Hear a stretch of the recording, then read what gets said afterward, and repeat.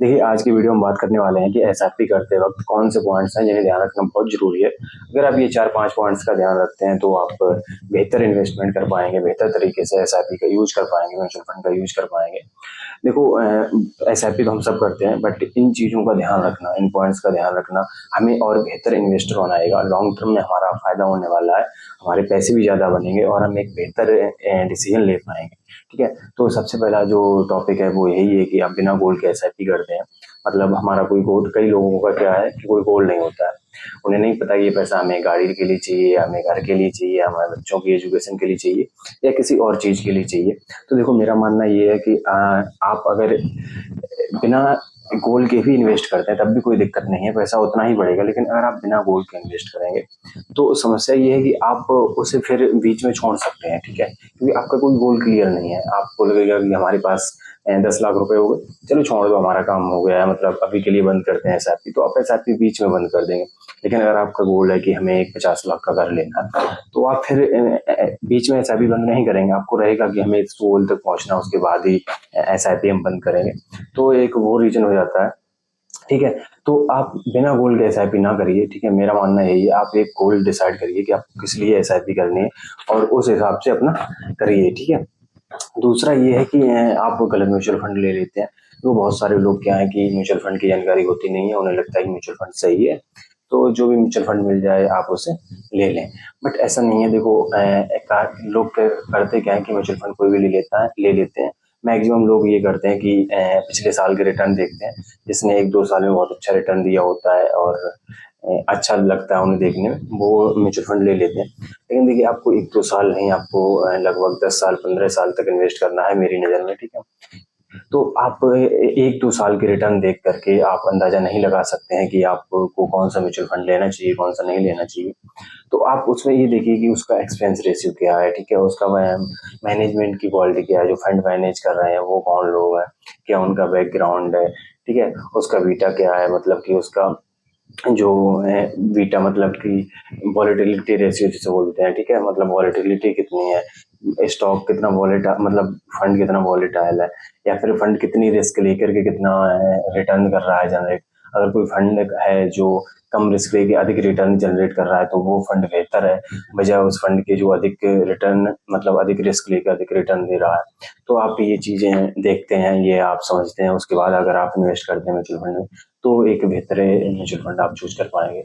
एक और जो मिस्टेक है जो कि हम सब करते हैं और वो जनरल मिस्टेक है, वो ये है कि भाई मार्केट गिरते ही हम एसआईपी बंद कर देते हैं। तो देखो, मार्केट गिरते एसआईपी बंद करना वही करेगा इंसान। ये कहीं ना कहीं पहले वाले पॉइंट से भी कनेक्ट है कि हम बिना गोल के एसआईपी करते हैं। तो मार्केट बंद होने पे, मतलब मार्केट बंद नहीं, मार्केट गिरने पे एसआईपी बंद वही करेगा इंसान जिसका गोल क्लियर नहीं हुआ, जिसे लगेगा कि यार 10% अगर एसआईपी मेरा पोर्टफोलियो गिर गया है तो मुझे बंद कर देना चाहिए, क्योंकि उसका कोई गोल नहीं है, ना ही उसे गाड़ी का गोल है, ना ही बच्चों की एजुकेशन का गोल है। उसे बस जस्ट अंधे तरीके से पैसा लगाना है कि हाँ भाई पैसा लगता रहे मेरा। तो वो इंसान ये गिरने पे, मार्केट वगैरह गिरने पर एसआईपी बंद कर सकता है। तो ये आप अगर ये गलती ना करें कि मार्केट गिरने पे एसआईपी बंद कर रहे हैं, ऐसी गलती ना करें। एक और जो कॉमन मिस्टेक है, ये चौथा पॉइंट है हमारा शायद, कि वो ये है कि एसआईपी का अमाउंट नहीं बढ़ाते हैं लोग। आज के टाइम पे अगर 5,000 की एसआईपी कर रहे हैं तो अगले साल भी 5,000 की करेंगे, उसके अगले साल भी 5,000 की करेंगे। देखो, आप या तो एसआईपी का अमाउंट बढ़ाओ या फिर एक नई एसआईपी स्टार्ट कर दो साथ में। तो आप ऐसा कर सकते हैं अलग गोल के लिए, क्योंकि इससे होगा यही कि अब क्या है, जैसे आज के टाइम पे आपकी सैलरी, आप अपनी सैलरी से 5,000 रुपये बचा पा रहे हैं एसआईपी करने के लिए, ठीक है, अच्छी बात है। तो ऐसा नहीं होगा कि अगली साल आप 5,000 ही बचा पाएं, आपकी सैलरी थोड़ी बहुत तो बढ़ेगी। तो आप उसमें से 100, 200, 500, 1,000 रुपये एक्स्ट्रा बचा सकते हैं। मतलब 10% भी अगर आप एक्स्ट्रा बढ़ाते हैं तो आप सोचिए 10 साल बाद आपके 100% से भी ऊपर एक्स्ट्रा बढ़ जाएंगे। 10 साल तो लगेंगे नहीं, 7 साल में ही आप डबल एसआईपी कर देंगे। तो वो जो पावर होती है इंक्रीज, मतलब एसआईपी अमाउंट बढ़ाने की, इंक्रीज करने की, वो एक अलग ही पावर होती है। आप कभी एसआईपी कैलकुलेट करिए, स्टेप अप एसआईपी, आपको समझ आएगा कि मतलब एसआईपी का अमाउंट बढ़ाने से कितना फर्क पड़ता है फाइनल अमाउंट पे। तो एक ये कॉमन मिस्टेक है कि आप एसआईपी का अमाउंट बढ़ाइए।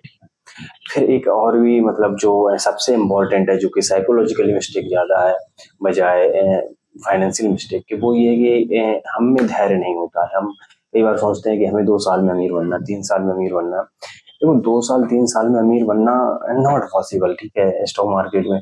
अनटिल अनलेस कभी आपका मल्टी अगर मिल जाए, ठीक है, कि आपने 1 लाख बनाए और वो 50 गुना हो गया स्टॉक, तो 50 लाख बन गए। अगर ऐसा कुछ होता है तब तो आपका हो सकता है, लेकिन ऐसा आपको भी पता है कि यार कितना ये कॉमन है और कितना मुश्किल है, ठीक है। तो ऐसा नहीं है कि आप यहाँ पे बिना धैर्य के आप अमीर हो सकते हैं, फिर आप 1-2 साल में अमीर हो सकते हैं। आपको मिनिमम जो व्यू लेना पड़ेगा, मेरे हिसाब से मिनिमम व्यू लेना पड़ेगा, वो 10 से 15 साल लेना पड़ेगा। मिनिमम 10 साल तो लेना ही पड़ेगा व्यू। उस 10 साल के पीरियड में आप बहुत कुछ देख लेंगे, आप बहुत कुछ सीख जाएँगे। तब फिर मुझे लगता है कि आप फाइनेंशियल फ्रीडम की तरफ पहुँच पाएँगे। तो फाइनेंशियल फ्रीडम मतलब जल्दी पैसा बनाने के चक्कर में ना रहें, जल्दी पैसा बनाने के चक्कर में कोई भी म्यूचुअल फंड ना ले लें, कि मतलब ये म्यूचुअल फंड ने अच्छा रिटर्न दिया, 40% दे दिया पिछले साल, तो हमें यही ले लें। ऐसी गलतियाँ ना करें। अगर आप ऐसी गलतियों से बचे रहेंगे, तो आप लॉन्ग टर्म में अच्छा कर पाएँगे, ठीक है? तो उम्मीद है कि इन चीज़ों को आपने नोट डाउन किया होगा, आपने समझा होगा और इन्हें आप इम्प्लीमेंट करेंगे अपने इन्वेस्टिंग जर्नी में, अपने म्यूचुअल फंड, एसआईपी की जर्नी में, ठीक है? तो उम्मीद है आपको वीडियो अच्छा लगा होगा, समझ आया होगा जो मैं समझाना चाह रहा हूँ। कैसा लगा आप कमेंट करके बताइए। अगर आपको कोई सवाल है, कोई जवाब है, कुछ पूछना है, ठीक है? या कोई डाउट है, आपको कुछ भी किसी स्पेसिफिक टॉपिक पे वीडियो चाहिए, तो आप कमेंट करके बता सकते हैं। मैं वीडियो वगैरह बना दूँगा, ठीक है? चलिए फिर मिलते हैं किसी और वीडियो में, तब तक के लिए थैंक यू। और हाँ, लाइक, सब्सक्राइब जो भी करना है कर देना अगर आपके पास वीडियो पहुँच रहा है तो।